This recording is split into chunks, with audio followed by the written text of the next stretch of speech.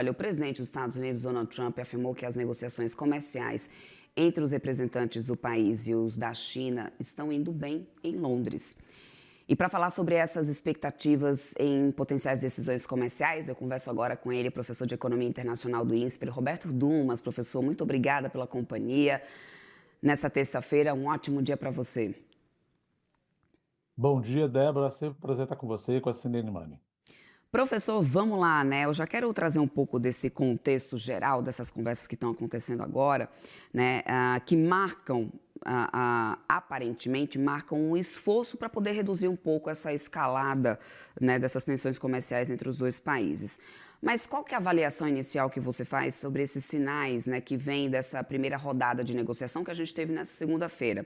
E eu te pergunto isso porque não faz muito tempo que a gente tinha Donald Trump dizendo que era muito difícil fazer qualquer tipo de acordo com a China, enfim.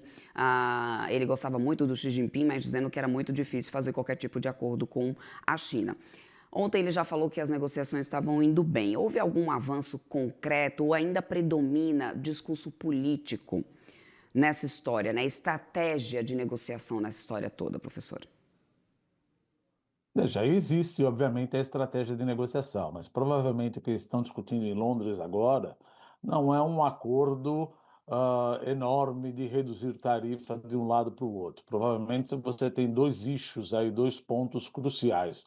Um são relacionados a terras raras e a exportação de microchip de última geração para os chineses vindo dos Estados Unidos. O problema das terras raras é que você, desde maio, já tem fábrica de autopeças e veículos americanos esperando.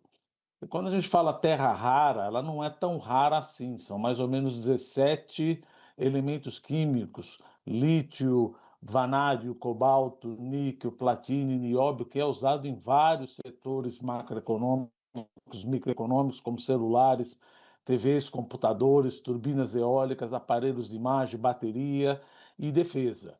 E isso está prejudicando demais os setores alguns setores microeconômicos dos Estados Unidos. Não estamos falando de muito dinheiro, não, estamos falando de mais ou menos 170 milhões de dólares aí. Mas isso daqui, como já comentou uma vez um comentarista, isso é uma vitamina para a economia norte-americana. Sem essas terras raras, esses setores acabam suscitando uma pequena pausa e prejudicando a economia. Do outro lado, é provável que os chineses deixem de restringir um pouco essa exportação de terras raras, dado que eles são responsáveis por 70% da produção mundial, e desde que os Estados Unidos liberem a exportação de chip de última geração, que justamente é utilizado para a defesa militar dos chineses.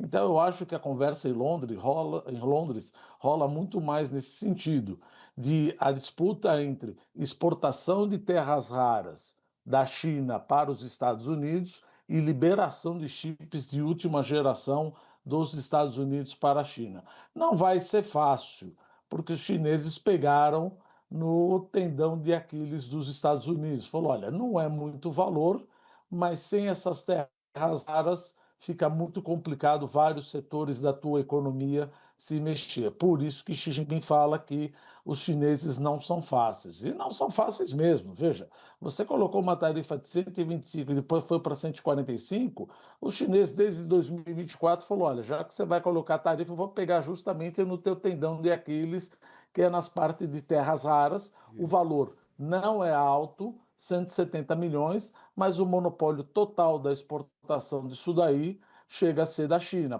Mas o Brasil? Não, o Brasil vendeu 20 toneladas, ou seja, 20 mil quilos. Isso praticamente é nada comparado com os 270 mil toneladas que a China vendeu para os Estados Unidos em 2024.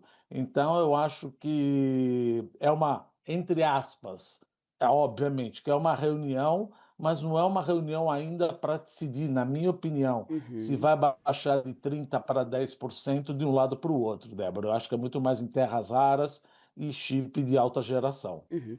Bom, mas pelo que eu posso entender da tua explicação, professor, então os Estados Unidos acaba hoje sendo muito mais dependente da China nessa situação de terras raras do que vice-versa, do que ao contrário, ou seja, isso justifica, inclusive, o interesse do próprio Donald Trump ter ligado ali para Xi Jinping, porque disseram que ou seja, a repercussão foi de que partiu realmente dos Estados Unidos essa ligação.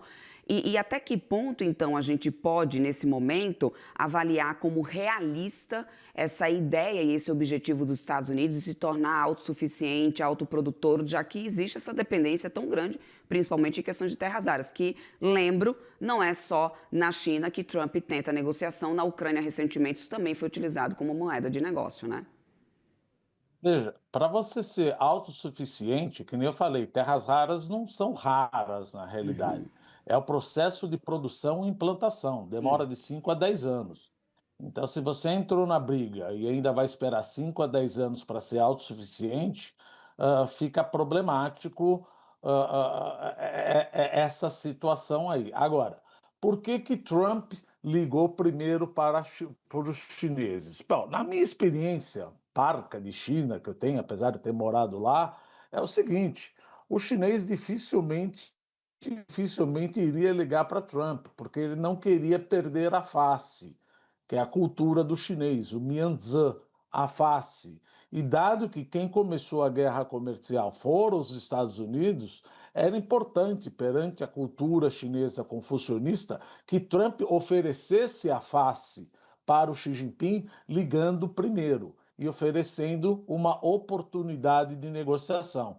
Então, também tem o lado da terras raras, mas tem o lado muito cultural aí, de que quem atacou primeiro foram os Estados Unidos, e dado que você prejudicou a face de Xi Jinping frente ao fôlego político que ele tem no Partido Comunista Chinês, viesse esse telefonema inicialmente de Trump e não de Xi Jinping. E aí vamos conversar. Se a gente fosse esperar que a China ligasse para os Estados Unidos, dada essa cultura e dada essa dependência de terras raras, Donald Trump percebeu. Porque também tem uma coisa: fôlego político todo mundo tem. Depende quem tem mais, quem tem menos. Uhum. Os Estados Unidos, quer queira, a despeito dessa intervenção aí em Los Angeles, é uma democracia. Mas Uhum. tem muita gente já desembarcando do mercado, ou seja, desembarcando do governo do republicano. Do parte dos chineses é uma ditadura. Então, o fôlego político de uma ditadura é muito maior. Ele tem muito mais condição de segurar essa pressão popular do que os Estados Unidos têm para segurar essa pressão popular. A despeito que essas intempéries que acontecem em Los Angeles têm muito mais a ver, obviamente, com imigração legal e ilegal, mas a gente sabe que tensão social nos Estados Unidos pode prejudicar o fôlego político do governo. Uhum. Coisa que tensão social na China a gente combate com mão de ferro e mão dura. Ó, Uhum. Débora. Uhum. Muito rapidamente aqui, professor, só para a gente amarrar essa nossa conversa, caso essa reunião que está lá em Londres e que, na sua visão, realmente é só para focar mais nessa questão das terras raras, caso ainda assim isso não dê certo, ou eles não tenham um comum acordo em relação a isso, você vê um potencial impacto para afetar novamente as tarifas que estão tendo uma trégua temporária nesse momento? Isso é possível, Tá. isso é possível. Que nem, a gente não pode chamar uma reunião do Departamento de Comércio dos Estados Unidos com o vice-primeiro-ministro da China como uma micro-reunião, mas não é uma reunião entre Xi Jinping e Trump. Então, se por acaso não chegarem numa conclusão em relação à exportação de terras raras e exportação de chip de última geração, provavelmente Trump vai voltar com alguma escalonamento de tarifas em relação às importações chinesas. Ou seja, voltamos à estaca não zero, mas a estaca um. Estava indo bem, estava indo num 30 com 10%, porque vamos combinar, 125% isso não é tarifa, isso é um embargo. Então, de 125 para 30% houve uma evolução. Mas se não ocorrer uma evolução agora em Londres, olhos atentos para Londres agora, Trump pode responder à altura e querer voltar a subir as tarifas, e isso vai prejudicar de novo, ou seja, o cenário de incerteza que a gente sempre fala aqui na CNN Money: risco não tem problema, risco a gente corre. O Uhum. problema é a incerteza. Você Uhum. fala de 30 para 40, prejudica toda a economia mundial, Débora. Verdade, professor. Quero muito agradecer sua participação aqui conosco, professor. Sempre ótimos pontos, ótimas análises. Começamos com o professor de Economia Internacional do INSPER, Roberto Dumas. Professor, até uma próxima ótima terça aí para você. Obrigado, Débora. Um grande abraço. Até mais, tchau, tchau.